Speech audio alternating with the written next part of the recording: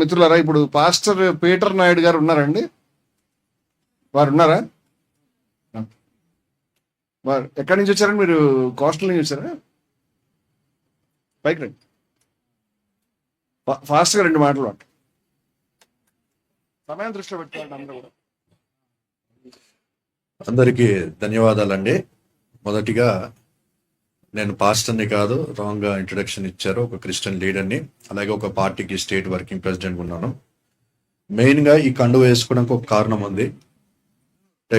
కండువని promote చేయాలని చెప్పి కాదు, కానీ ఈ కండువ వేసుకోవడానికి ఒక కారణము, ఈరోజు ఈ స్టేజ్ మీద కూర్చున్న తర్వాత నాకు ఒక ఆలోచన కలిగింది.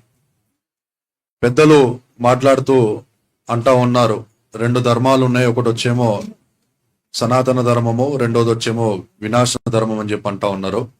ఇన్ని రోజుల నుంచి ప్రతి ఒక్కరం కూడా చూస్తూ ఉన్నాం, నిజమైన హిందువు లేకపోతే నిజమైన ధర్మరక్షకులు ఎవరు వస్తారు అంటే ఈరోజు స్టేజ్ మీద నాకు పెద్దలు కనబడి ఉన్నారు. ఒక మాట నేను గట్టిగా చెప్పగలుగుతాను, రాముడు వారి గురించి పుస్తకాల్లో విన్నాము, సినిమాల్లో నేనైతే చిన్నప్పటి నుంచి వింటా ఉన్నాను, కానీ నిజమైన రాముడు ఇలాగ ఉంటాడా అని చెప్పి పెద్ద ఆయన చూసిందా అనిపించింది నాకు. ఎందుకో చెప్పనా, రాముడి యొక్క క్వాలిటీస్ లో ఒక 4 క్వాలిటీస్ చెప్తాను. నేను ఒక్క నిమిషంలో ముగిస్తాను, సమయం చూసుకోమన్నారు కాబట్టి. 4 క్వాలిటీస్ లో ఒక క్వాలిటీ, ఆయన సత్యాన్ని పాటించినట్టు కనబడింది. ఎన్ని కష్టాలు వచ్చినా కూడా సత్యము ఎక్కడ కూడా విడిచినట్టుగా లేదు.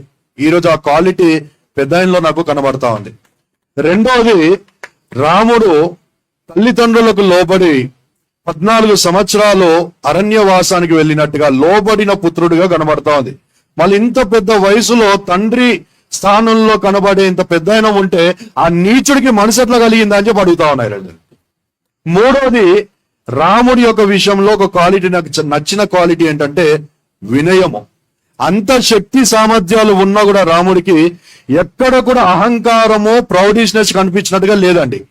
మళ్ళా ధర్మరక్షకుడు అని చెప్పుకుంటున్న నీచుడు అంత గర్వానికి పోయి రాముడి పేరే చెప్పుకొని పెద్ద ఆయన మీద దాడి చేసి ఉన్నాడు. 4వది చూస్తా ఉంటే రాముడు శత్రువుని కూడా గౌరవించినట్టు కనబడతా ఉందండి. రావణుడు చనిపోయిన తర్వాత, మరణించిన తర్వాత ఆయన జ్ఞానాన్ని శబాష్ అని చెప్పి రెస్పెక్ట్ చేసిన వ్యక్తి రాముడు. అలాంటి రాముడు పేరు చెప్పుకొని వినాశ ధర్మం అని చెప్పి వస్తున్న వ్యక్తుల్ని దయచేసి మీరు గమనించాలని చెప్పి మనవి చేస్తున్నా. మరొక మాట చెప్పి ముగిస్తాను. నాకు ఒక ఆరెంజ్ కండువ ఎవరైనా ఇస్తారా